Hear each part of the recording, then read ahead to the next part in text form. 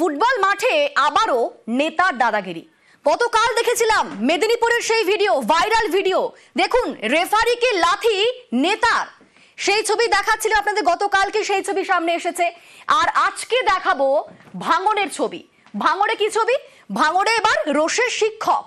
কি ঘটনা না, গতকাল খেলা দিবসে মাঠেই শিক্ষককে কিল, চড়, ঘুষি মারা হয়। বিধায়ক ঘনিষ্ঠ নেতার বিরুদ্ধেই এই অভিযোগ উঠছে।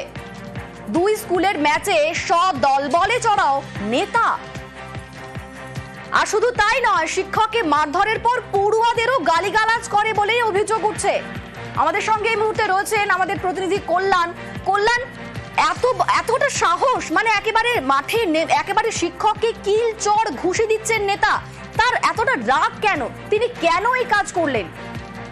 একেবারে অনিন্দিতা জানিয়ে রাখি, এই যে তৃণমূল নেতার বিরুদ্ধে অভিযোগ উঠছে, সেই তৃণমূল নেতা শুধুমাত্র ভাঙড়ের তৃণমূল নেতা তা নয়, ভাঙড়ের তৃণমূল নেতার পাশাপাশি যে ভগবানপুর হাই স্কুলের সঙ্গে এই সরোজিনী হাই মাদ্রাসার খেলা হচ্ছিল, সেই ভগবানপুর হাই স্কুলের কিন্তু তিনি পরিচালন সমিতির সভাপতি। ফলে তার যে স্কুল, সেই স্কুলের সঙ্গে সরোজিনী হাই মাদ্রাসার যে ফুটবল ম্যাচ চলছিল, সেই ফুটবল ম্যাচের আগে থেকেই কিন্তু একটা টানটান উত্তেজনা ছিল। কারণ ভাঙড় 2 নম্বর ব্লকের মোট 16টি দল নিয়ে এই খেলা হবে দিবস পালিত হচ্ছিল। আর গতকালকেই সেই খেলা হবে দিবসের ফাইনাল ম্যাচ ছিল। আর সেই ফাইনাল ম্যাচে নিজের যে টিম, নিজের যে দল, স্কুলের যে দল, সেই দল যাতে জয়লাভ করে সেই কারণে নিজে পাশাপাশি যে সমস্ত তার সাঙ্গপাঙ্গ ছিল তারাও কিন্তু মাঠে উপস্থিত ছিল। একাধারে তিনি ভাঙড় 2 নম্বর পঞ্চায়েত সমিতির ভূমির কর্মাধ্যক্ষ। সেই ক্ষেত্রে দাঁড়িয়ে তিনি স্বয়ং যেখানে উপস্থিত ছিলেন, সেখানে খেলা চলাকালীন হঠাৎই প্রথমে ওই মাদ্রাসার শিক্ষকের সঙ্গে বচসা হয় এবং বচসার পর তারপরও হাফ টাইম পর্যন্ত খেলা কিন্তু গড়িয়েছিল। কিন্তু খেলা শেষ হওয়ার আগের মুহূর্তেই ওই শিক্ষককে বেধড়ক মারধরের অভিযোগ উঠেছে এই খয়রুল ইসলাম সহ তার সাঙ্গপাঙ্গদের বিরুদ্ধে।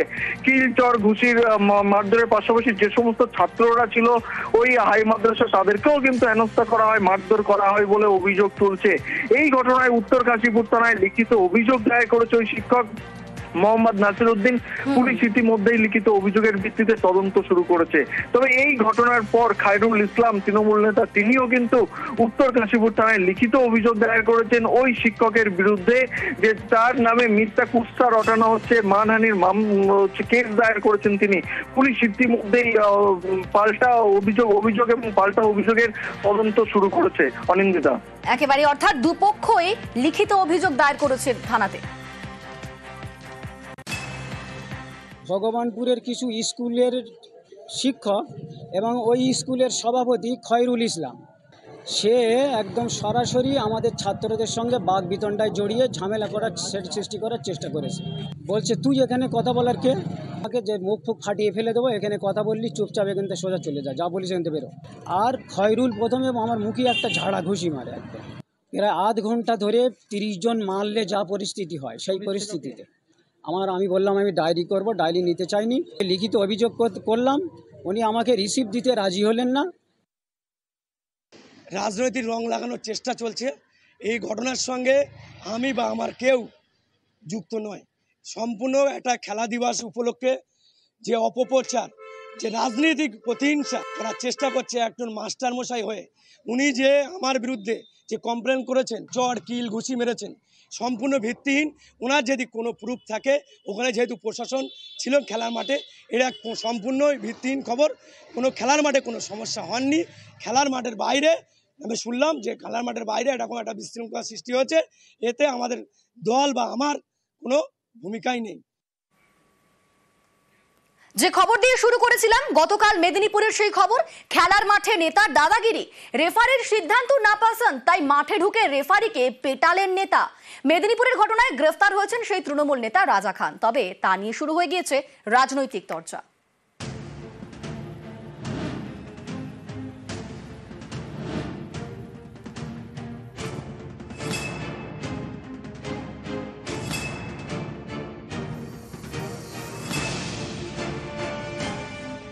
ভুল হয়ে গেছে, ভুল হয়ে গেছে।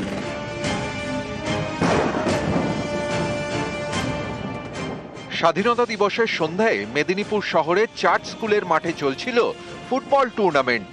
একটি গোল ঘিরে বিতর্ক বাধে। গোলটি বাতিল করতে চাননি রেফারি লক্ষণ মান্ডি। এরপরই মাঠে ঢুকে পড়েন তৃণমূল নেতা রাজা খান। খেলার মাঠে শুরু হয় নেতার দাদাগিরি, রেফারিকে লাথি, ধাক্কাধাক্কি।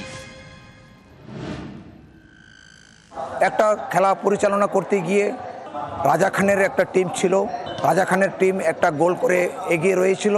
সেটা শোধ হওয়ার পরেই গোল পোস্ট থেকে একটা ইয়ারে ঢুকে গেছে। সেই বলটাকে কেন্দ্র করে না মানার জন্য নারাজ হয়েছিল যে না, এটা গোল হয়নি। আমি সেই ডিসিশন দিয়েছি গোল হয়েছে।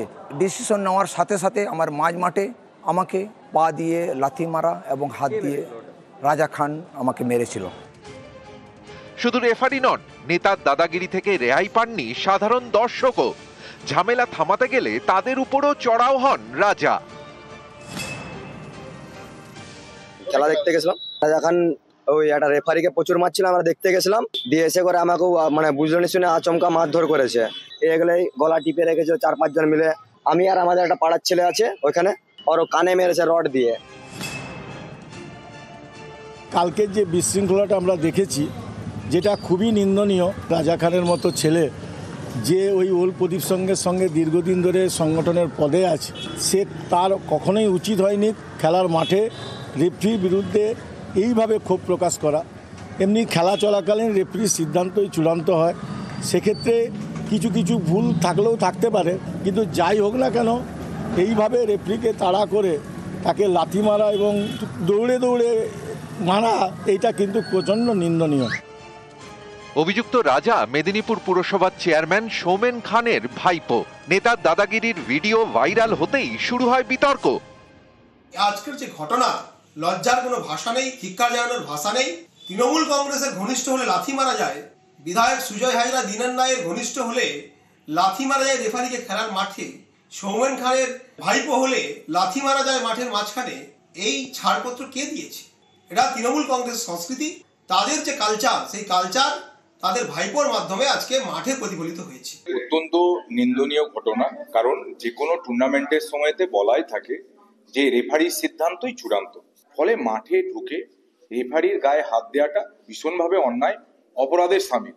আমি বলবো যে যিনি এই ঘটনা ঘটিয়েছেন তিনি তার কাছে এর জন্য ভুল স্বীকার করে নিন। যদি এরকম ঘটনা ঘটে থাকে অত্যন্ত নিন্দনীয়। আমরা বলবো তাকে ভুল স্বীকার করে ক্ষমা চেয়ে নিতে, যদি মাঠে রেফারি এটা করে থাকে। মাঠে কি হয়েছে এটা একটা ক্লাবের ব্যাপার, এখানে পার্টি বা আমাদের পৌরসভা বা আমাদের দলের সাথে কোনো সম্পর্ক নেই।